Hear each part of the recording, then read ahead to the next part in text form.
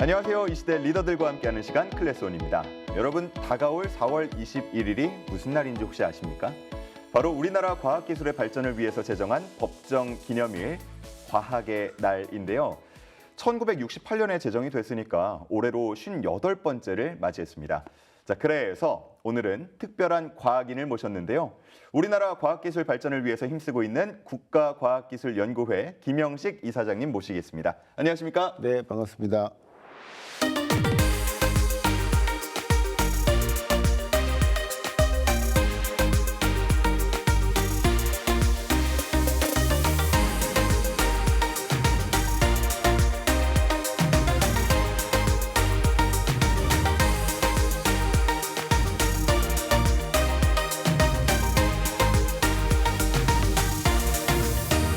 네, 이사장님. 제가 앞서서 과학의 날이라고 하면서 특별한 과학인을 모셨다라고 말씀을 드렸는데 네. 과학인, 이사장 어떤 게 더 마음에 드십니까? 그래도 과학이 마음에 듭니다. 과학인이 더 마음에 드세요? 아, 역시 본투비 과학인. 예, 과학인으로서의 자부심을 말씀해 주셨는데 자, 지금 이사장으로서 이끌고 계신 게 국가과학기술연구회 NST잖아요. 조금 생소한 분들이 계실 것 같아서 어떤 기관인지 설명을 부탁드리겠습니다. 네, 우리나라 국가과학기술 R&D 뿌리를 키우는 곳이다 이렇게 말씀드리고 싶습니다. NST 산하에는 23개의 출연연 연구기관이 있습니다. 23개나요? 네, 그렇습니다. 거기에 보면은 우리나라 최초의 출연연 연구기관이 키스가 있습니다. 키스트요. 네, 대전에 또 최초 입주한 표준 연구원도 있고요. 그래서 다양한 연구기관이 있다 이렇게 말씀을 드리겠습니다. 예. 그래서 우리는 NIT는 그 연구기관이 본래의 역할을 잘 할 수 있도록 지원돼주고 육성돼주고 예. 또 체계적으로 관리하는 기관이다 이렇게 말씀드리고 싶습니다. 정말 중추적인 역할을 하고 굉장히 핵심적인 예, 그런 기관이라고 볼 수가 있을 것 같은데 과학기술 발전의 역사를 한번 오늘 좀 되짚어보면 어떨까 싶어요. 과학의 날이 1960년대라고 했으니까 우리도 같이 1960년대로 한번 가보죠. 그렇습니다. 예, 그 당시에 보면은 1966년에 키스트가 한국 최초의 정부 출연 연구기관으로 설립이 됐고 이런 걸 보면은 그 당시에 과학기술에 대한 인식이 어땠나 상당히 궁금해지거든요. 전무하다고 봐야 되겠죠. 전무하다. 6.25 사변이 일어난 다음에 전후 세대이기 때문에 1960년도에는 또 경제 개발을 하려고 국가에서 시작을 했었습니다. 예. 1960년도죠. 경제 개발 5개년을 계획을 세웠었습니다. 근데 경제 개발 그 성장 동력에는 결국 과학기술입니다. 그래서 그때 그것을 달성하기 위해서는 과학기술이 무엇보다 필요했었고, 예. 1965년도죠. 박정희 대통령과 존슨 미국 대통령이 미국에서 키스 설립에 대한 논의를 했었습니다. 1960년대예요. 그 당시에. 그렇습니다. 예. 그래서 초대 우리 1호 유치 과학자인 김재관 박사가 예. 키스 설립을 주도를 했었습니다. 그래서 그로부터 우리 대한민국 과학기술 역사가 새롭게 출발했다 이렇게 말씀드리고 싶습니다. 예.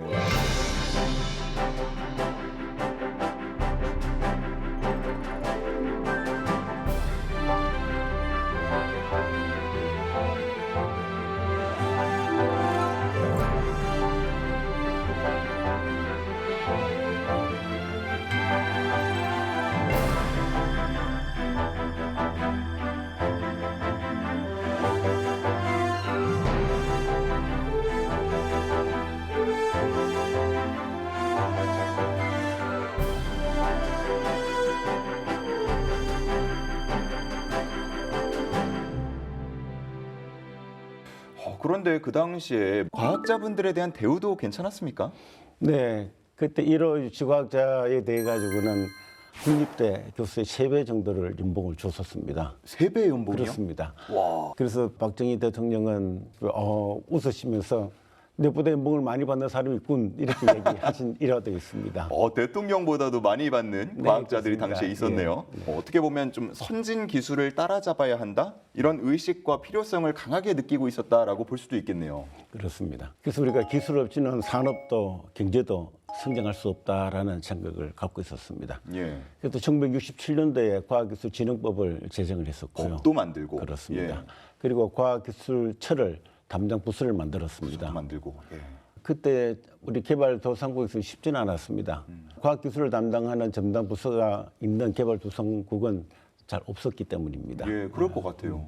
그래서 우리가 과학기술 육성해야 된다는 뭐 절박함을 있었고, 그래서 우리가 제도와 예. 그다음에 그 정책을 만들었다 이렇게 말씀드리고 싶습니다. 예, 그 당시에 그런 인식이 있었기 때문에 어떻게 보면 지금의 대한민국의 과학기술이 있지 않았을까. 태동했다 이렇게 말씀드리고 예, 싶습니다. 그런 생각이 드는데 그 태동기를 지나서 이제 1970년대로 한번 가보겠습니다. 73년에는 대덕연구단지 건설이 굉장히 큰 이슈라고 하던데 지금도 우리나라 과학기술 발전의 중심지로 굉장히 활발하게 돌아가고 있지 않습니까? 그렇습니다. 당시 얘기 좀 들어보고 싶네요. 그때 배경은 뭐 우리가 경공으로부터 중공으로 가기 위해 가지고는 과학기술이 무엇보다 필요했었고요. 그래서 제2연구단지인 대덕연구단지를 설립을 지시를 했었습니다. 그래서 우리가 74년도죠. 특정 연구단지 육성법을 제정을 했었습니다. 예. 그걸 기반으로 최초 입주한 연구원은 한국표준과학연구원이었었습니다. 한국표준과학연구원이 1호. 네, 지금으로부터 50년 전입니다. 또 어떤 기관들이 들어왔나요? 그 다음으로는 동료 해외 화학연구원이 들어왔었고요. 예. 그리고 기계연구원이 입주를 차근차근 하기 시작했었습니다. 예, 그랬군요.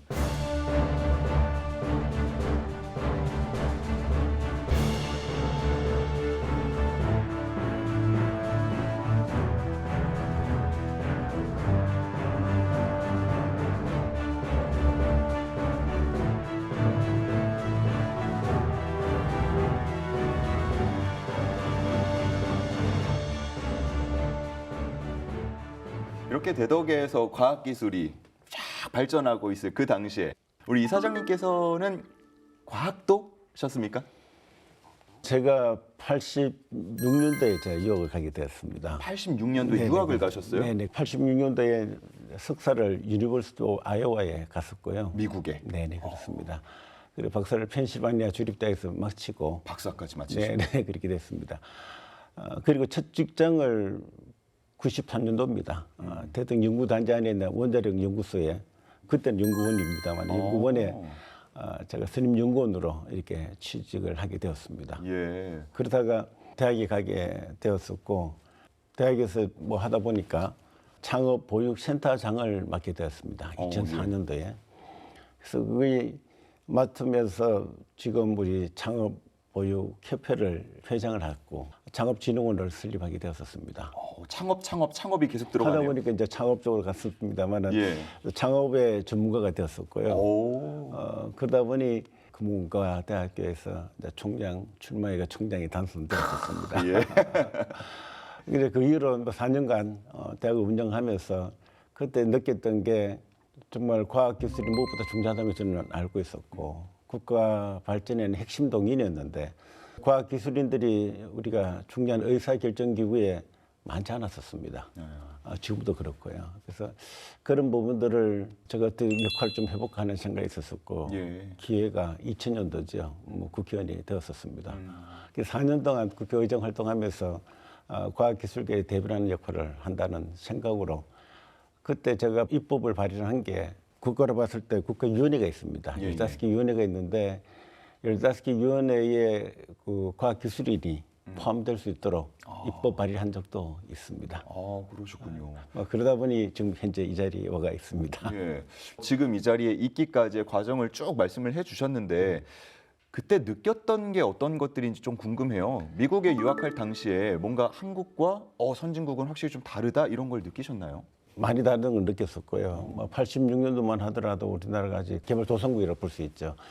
그렇지만은 그때의 과학기술에 대한 우리나라 열망은 정말 컸었고, 그래서 한국에 와가 보니까 지금 중국의 주석이죠, 시진핑. 예.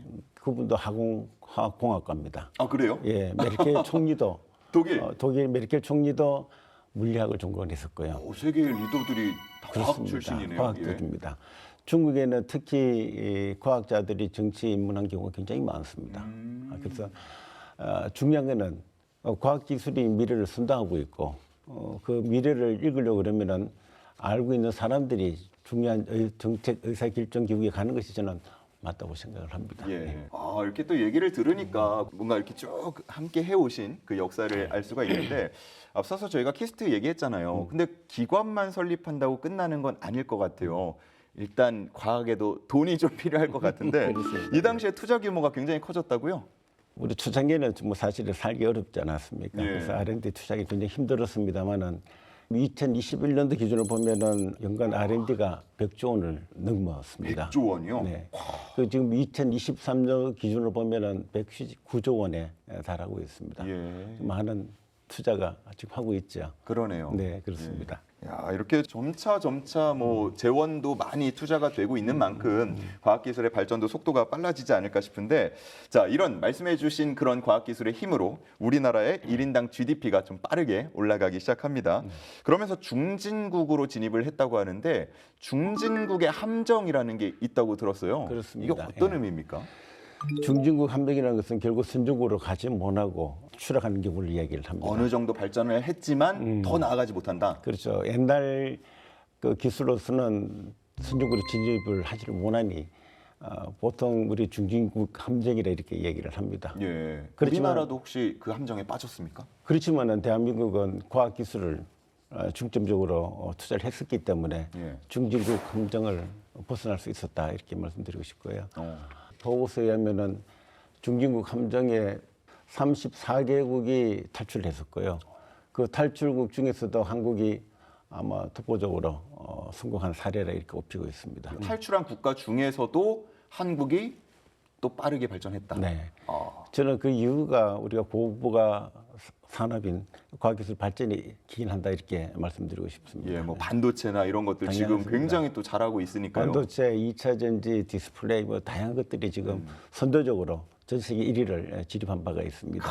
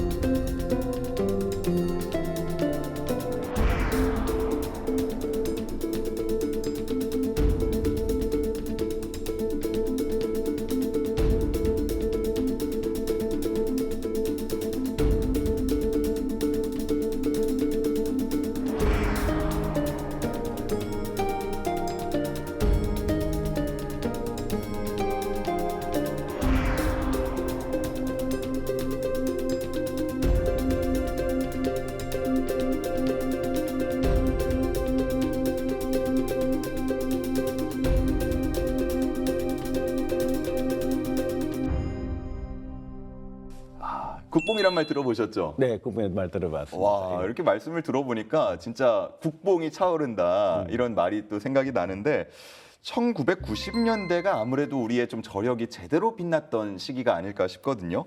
이때가 추격형 기술 개발에 매진하던 시기라고 들었습니다. 그렇습니다. 예. 예, 어떤 의미입니까?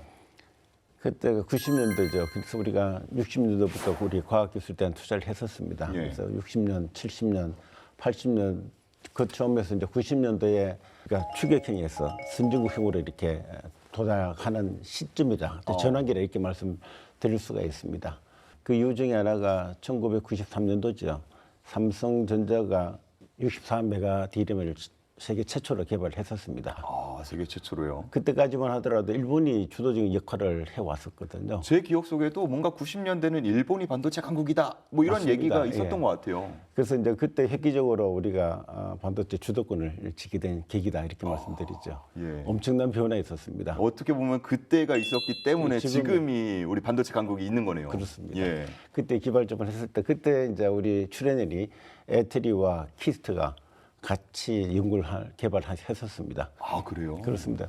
보통 기업들이 좀 부족한 부분들을 출연이 공동으로 개발하기 때문에 예. 그때 함께 개발했던 연구자들도 아마 나름대로 큰 자부심을 가지고 있으리라 이렇게 생각을 아, 합니다. 기업이 혼자 다 하는 게 아니네요. 그렇습니다. 예. 최초에 우리가 기업이 연구 역량 개발이 없었기 때문에 정부 주도적으로 우리가 R&D에 직접적으로 투자를 했었고 그래서 우리가 그 성과와 기업과 합작을 하면서 상용화에 성공했다 이렇게 말씀드리고 싶습니다. 보통 사람들은 이제 삼성에서 뭐 개발했다, 세계 최초로 개발했다 하면 오, 삼성이 해냈구나라고 생각하는데 그런 거 좀 티 더 내셔야 되는 거 아니에요? 그렇습니다. 최초에는 사실은 우리 산업계가 갖고 있는 역량이 많이 부족했습니다. 예. 그래서 우리 그 출연연이 나름대로 이제 국가를 투자를 했었고 외국에 있는 석박사를 모셔왔기 때문에 연구 역량 개발이 훨씬 뛰어났었습니다. 그래서 우리가 연구 역량 개발 결과와 그 기업에서 원하는 상용한 부분에 합작을 하면서 예. 세계 최초를 이끌어냈다. 그래서 최초라는 거는 결국 아시다시피 후진국에서 이제 탈피를 해가지고 선진국으로 도약하는 예. 시발점이 아닌가 이렇게 저희들은 보고 있습니다. 이제 삼성 최초 말고 대한민국 최초라고 불러야겠습니다. 그렇습니다. 예. 그 반도체 말고 통신 쪽에서도 또 세계 최초가 있다고요? 그렇습니다. 이게 통신 쪽에서도 CDMA라고 얘기를 합니다. 에테리와 또 IT 기업들과 같이 개발했었는데 96년도에 세계 최초 그 SK텔레콤이죠. 상용화했었다. 이것 또한 또 선진국에서 놀랄 만한 일이죠. 근데 어떻게 보면 그 당시에 미국이 원천 기술을 가지고 있었다고 알고 있는데 맞습니다. 퀄컴이 예. 원천 기술을 갖고 있었습니다. 그렇지만 우리나라 그 IT 기업과 그다음에 에트리가 함께 상용화하는 데는 세계 최초였었습니다. 그 협작품이라고 볼 수 있죠. 그냥 받아들인 게 아니고 우리 것에 맞게끔 새로 또 개발을 한 거네요. 맞습니다. 예. 이 또한 그 안에서 계속 출연연이 아주 혁혁한 역할을 했고요. 그렇습니다. 예. 예. 정부 출연 연구기관은 대한민국의 경제 성장을 이루기 위해서 중추적인 역할을 함께 해왔었다 예. 말씀드리고 싶고, 근데 그때를 한번 되돌아보면은 국가가 이제 국가 전략기술을 지정을 하고 연구소가 연구 개발을 하면서 기업이 상용화를 함께하는 이 삼각 삼박자가 협력이 잘 이루어졌던 시기라 이렇게 말씀드릴 수가 있습니다. 그러네요. 어디 하나 만약에 빠졌다 그러면은 지금의 성과가 나지 않았을 수 있는. 그렇습니다. 예. 오늘 말씀을 들으니까요, 든든함이 생깁니다. 네. 저희 뉴스 보면요, 어느 출연연에서 뭘 개발했다, 세계 최초로 뭐가 나왔다, 뭐 이런 기사들을 많이 보게 되는데 자부심도 많으실 것 같거든요. 자랑 좀 해주세요. 큰 해볼 거는 대한민국 입장으로 봤을 때 누리호와 다누리호가 있습니다. 그렇죠. 예. 네, 제가 국회에 있을 때 현장을 직접 목격을 했었습니다. 다 가보셨습니까? 누리호와 다누리호는 이제 미국에 있었었는데 예. 정말 그때의 그 성공, 그 기쁨은 뭐 아마 이루 말할 수 없을 정도로 또 제가 두 군데 다를 봤다는 또 과학기술로서 자부심도 가지고 있습니다. 예, 이루 말할 수 없다고 말씀을 하셨는데 저는 그 감정이 너무 궁금해요. 네. 혹시 뭐 그런 눈물 것들. 좀 흘리셨습니까? 뭐 그게 이제 우리 많은 사람들이 이제 환호를 다 하고 했었습니다. 예. 그다음에 우리가 국가 전략 기술이라고 얘기를 합니다만은 반도체 또는 바이오, 양자 등등 많은 분야의 기술 개발을 지금 하고 있고요. 예. AI 부분도 나름대로 열심히 좀 하고 있습니다. 그러나 조금은 이제 워낙 미국과 중국이 크게 치고 올라오는 과정에 우리나라가 지금 열심히 하고 있었습니다만 아직 빛을 발하지 못하고 있는 상황입니다. 그래서 우리는 우리나라에 맞게끔 잘만 한다면은 충분한 성과가 있으리라 저는 생각을 해봅니다. 늘 그랬던 것처럼 또 무언가 세계 최초, 네, 뭐 상용화 이런 게 나오지 않을까 그렇습니다. 한번 기대를 해보고요. 자, 이렇게 말씀해주신 과정들을 거쳐서 밀레니엄 2000년을 넘어서 현재까지 오게 됐고요. 그야말로 이제 4차 산업혁명 시대를 맞이했는데요. 더하지도 말고 빼지도 말고 제가 날카롭게 한번 질문해 보겠습니다. 네. 현재 우리나라 이 과학기술의 지위가 어느 정도 됩니까? 과학기술 지위라는 게 지금 R&D에 투자는 금액으로 보면은 예. GDP로 보면은 세계 2위입니다. 1위가 이스라엘이고요. 예. 그러니까 우리가 GDP 대비 R&D에 투자하는 금액 비율을 봤을 때는 세계 2위에 차지하고 있습니다. 오. 그러나 과학기술 역량을 봤을 때도 뭐 여러 가지가 지표들이 있습니다만은 GDP라고 얘기합니다. 우리가 통상적으로 하는 GDP가 아니고 국내 데이터 총 생산 양에 근거한 지표를 보면은 세계 5위입니다. 예. 엄청나지요. 그것도 높네요. 그래서 우리가 전 세계의 그 디지털 산업을 대한민국이 주도하고 있다 이렇게 말씀드릴 수가 있습니다. 예. 그렇지만은 뭐 아시다시피 우리가 81년도에는 우리 국가의 GDP가 약 한 $2,000 정도밖에 안 되었습니다. 만 불도 안 됐나요, 그때? 그렇습니다. 그런데 우리가 2021년도에는 37,000불, 약 한 18.5배 정도 크게 성장을 했었죠. 그러니까요. 이제 4만 불도 앞두고 있고요. 그렇습니다. 이제 우리가 앞으로 어떻게 하느냐에 따라 달라지는데 지금은 굉장히 큰 갈림길에 놓이가 있다 이렇게 말씀을 드리고 싶습니다. 예. 그래서 우리가 지금 우리 고도 성장을 했었거든요. 그래서 알다시피 피로도가 축적이 되어 있습니다. 국민들도 그렇고. 그래서 이 단계를 우리가 어떻게 넘을 것인가 하는 것이 우리가 고민이고 함께 풀어가야 할 숙제다 이렇게 말씀드리고 싶습니다. 사실 피로도가 쌓여 있으면 우리가 좀 쉬어야 되잖아요. 쉬어야 됩니다. 예. 근데 지금 상황을 보면 와, 전 세계의 과학기술 경쟁이요. 더 심해지는 것 같이 느껴지거든요. 자, 이렇게 기술 경쟁이 격화하고 있는 시점이다 보니까 아무래도 출연연의 고민이 좀 깊어지지 않을까 싶은데 무엇을 연구해야 할까? 혹은 뭔가 정책에 대한 불만 같은 게 있지 않을까 싶거든요. 어떻습니까? 사실 그게 고민스러운 부분 중입니다. 그렇지만은 우리가 먼저 대외를 살펴봐야 되겠다. 그래서 우리가 중국이 성장하고 있는 이 부분을 우리가 이제 어떻게 정책 방향을 틀 것인가 하는 부분이 있고요. 두 번째는 다원 인재입니다. 사람이라고 저는 생각을 하고 있고 우리가 인재를 어떻게 육성하고 또 우수한 인재를 우리 출연연에 오게끔 할 것인가 하는 부분이 고민스럽습니다. 세 번째로 이제 해야 할 부분이 뭔가 하면은 R&D 대비 이제 성과라고 볼 수 있는데 투자는 열심히 했는데 성과가 나오지 않는 부분도 우리가 고민해야 될 부분이라 국가적으로 보더라도 기술 경쟁은 정말 치열합니다. 충성 없는 전쟁이라고 얘기합니다만은 예전에 이제 중국이 저희보다는 조금 많이 떨어졌습니다만 지금은 이 중국이 우리나라보다 앞서가고 있고. 앞섭니까? 네, 그렇습니다. 미국보다도 지금 앞서가는 지표들이 나타나고 있습니다. 그게 1% 논문 수준이 있는데 1% 안에 들어가는 논문의 그 비인용 지수라고 얘기합니다만은 그 지표가 중국이 미국을 앞질렀다. 중국은 인구가 많고 과학자들도 많으니까 좀 수로 밀어붙이는 거 아니에요? 아닙니다. 옛날엔 양으로 밀어붙였습니다만 지금과 양과 질을 함께 가고 있습니다. 그게 저희 국가로부터는 엄청난 도전이다. 그래서 지금 뭐 여기에 대한 부분을 저희들도 뭐 계획을 세우고 있습니다만은 우리가 경쟁을 하는 것보다도 우리가 가지고 있는 것이 무엇인가를 정확하게 파악하는 게 저는 중요하다는 생각이 들고요. 무조건 경쟁적으로만 바라보지 말고요. 그렇습니다. 그 이유 중에 하나가 중국의 사회를 잘 보면은 공산주의 사회에다가 시장 경제를 하고 있습니다. 그 반면에 우리는 자유민주주의 체계에서 시장 경제를 하고 있고요. 우리 기술을 보면 4차 산업혁명 시대에서는 기술 중심이었습니다만은 이제 5차 산업혁명 넘어가면은 이제 인간 중심으로 바뀔 수밖에 없다. 그렇게 됐었을 때 우리나라가 갖고 있는 그거는 뭐 K-팝이라든지 K-드라마, K-푸드 정말 다양한 것들이 많습니다. 즉 우리가 갖고 있는 과학기술 기반으로 인간 중심적으로 간다면은 좀 더 우리가 중국보다 앞서갈 갈 수 있지 않을까 하는 생각도 한번 해봅니다. 인간 중심으로 갔을 때 다시 한번 재역전의 기회를 마련할 수 있다. 네, 그렇습니다. 아주 멋진 말을 좀 해주신 것 같은데 언젠가 과학기술로는 우리가 조금 더 앞질러갈 수 있기를 한번 바라보겠습니다. 감사합니다. 한국은 이제 끝났다. 뼈아픈 지적이죠, 사실은. 저는 무엇보다도 우리나라가 딥시크 아시죠? 그러니까요. 올해 딥시크 쇼크가 있었어요. 맞습니다. 딥시크를 보면은 그냥 하루아침에 온 것은 아니라고 봅니다. 그게 발명을 채워가지고 우리가 에트리에는 AI 컴퓨팅 연구소가, 키스트에서는 AI 로봇 연구소가 있고요. 1위 하고 싶은데요. 그래서 지금 제가 주장하고 있는 것 중에 하나가 R&D 완결성을 주장하고 있습니다. 완결성.